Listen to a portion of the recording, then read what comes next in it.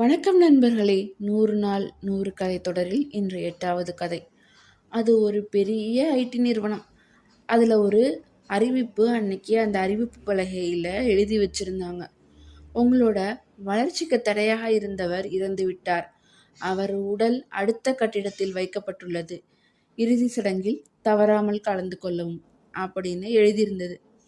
இதை படித்த ஊழியர்களுக்கு பரபரப்பு தொத்திக்கிச்சு.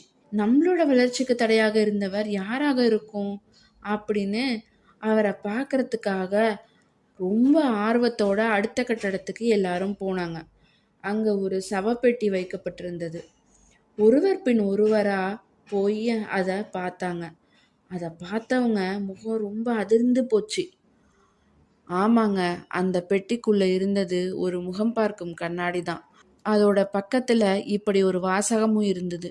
உங்கள் வளர்ச்சிக்கு நீங்கள் மட்டுமே காரணம். நீங்கள் முன்னேற வேண்டும் என்றால் அது உங்களால் மட்டுமே முடியும். உங்கள் வளர்ச்சியை உங்களை தவிர யாராலும் தடுக்க முடியாது அப்படின்னு எழுதி வச்சிருந்தது.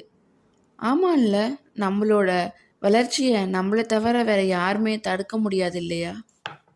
உண்மை நினச்சா கமெண்ட் பண்ணுங்க.